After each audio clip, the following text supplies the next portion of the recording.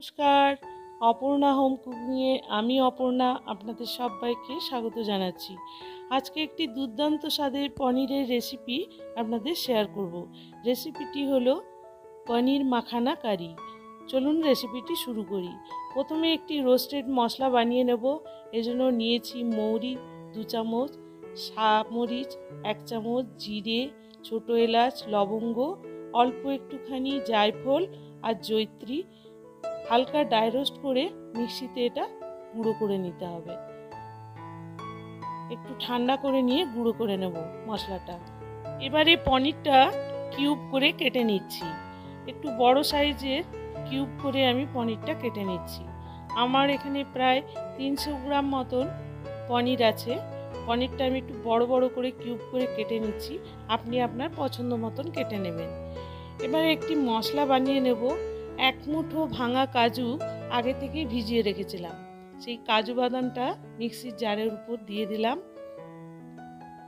আর অল্প একটুখানি চারমগজ ভিজিয়ে রেখেছিলাম, প্রায় 2 চামচ মতো, সেটাও দিয়ে দিলাম। এবারে কয়েক টুকরো আদা দিয়ে দিচ্ছি, আর দিয়ে দিচ্ছি 2টো কাঁচা লঙ্কা। দিয়ে প্রথমে একটু মিক্সিতে এটা ঘুরিয়ে নেব। মিক্সিতে একটু ঘুরিয়ে নিয়েছি একবার। এবার এর সঙ্গে অ্যাড করে দেবো 1 বাটি টক দই। ফ্রেশ টক দই ব্যবহার করতে হবে, তাহলে রান্নার স্বাদটা খুবই ভালো হবে। এবারে একটি প্যান বসিয়ে দিয়ে দিলাম বাটারের একটি কিউব। বাটারটা মেল্ট হলে পরে অল্প একটুখানি কাশ্মীরি লঙ্কার গুঁড়ো ছিটিয়ে দিলাম। দিয়ে ভালো করে বাটারটা মেল্ট করে নিয়ে পনিরের কিউবগুলো প্যানের উপর দিয়ে দিচ্ছি। হালকা নাড়াচাড়া করে পনিরটা একটু ভেজে নিতে হবে। খুব বেশি কড়া পনিরটা ভাজার দরকার নেই। আর বাটার দিতে যদি আপনার আপত্তি থাকে, আপনি এটা সাদা তেলেও ভেজে নিতে পারেন। পনিরটা ভেজে তুলে নিচ্ছি। এবার ওই প্যানের মধ্যেই কিছুটা মাখানা নাড়াচাড়া করে ভেজে নেব। মাখানাটা আমার ভাজা হয়ে গেছে, একটি বাটির উপর ঢেলে নিচ্ছি। মাখানাটা ভেজে তুলে নিয়ে আবারও অ্যাড করে দিলাম 2 চামচ সাদা তেল।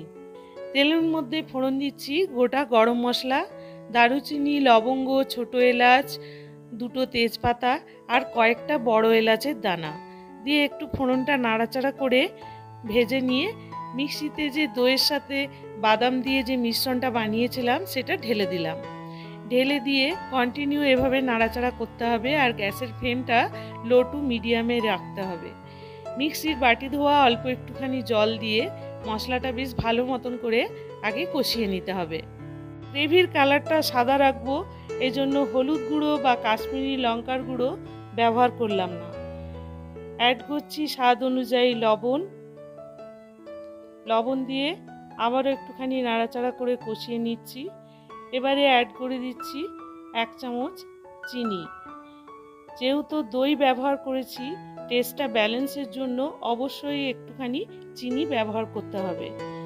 অ্যাড করে দিচ্ছি রোস্টেড মশলা, যে রোস্টেড মশলাটা আমি প্রথমেই বানিয়ে রেখেছিলাম।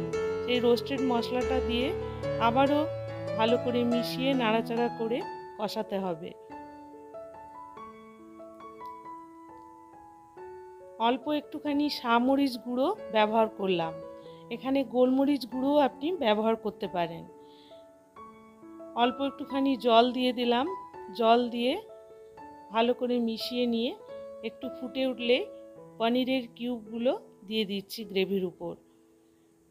পনিরের কিউবগুলো দিয়ে ঢাকা দিয়ে 1 মিনিটের মতন আগে ফুটিয়ে নেব। মিনিট পর ঢাকাটা খুলছি। দেখুন গ্রেভিটা অনেকখানি ঘন হয়ে গেছে। এবারে অ্যাড করে দেবো ভেজে রাখা মাখানাটা দিয়ে আরও 1 মিনিট মতন ফুটিয়ে নিলেই তৈরি হয়ে যাবে পনির মাখানা কারি। লুচি, পরোটা, নান কিংবা রুটির সঙ্গেও খেতে কিন্তু দুর্দান্ত লাগে। রেসিপিটি ভালো লাগলে অবশ্যই লাইক, শেয়ার, সাবস্ক্রাইব করার অনুরোধ রইল। অবশ্যই কমেন্ট করে জানাবেন রেসিপিটি আপনার কেমন লাগলো। আজ এই পর্যন্ত। ভালো থাকবেন, সুস্থ থাকবেন। ধন্যবাদ।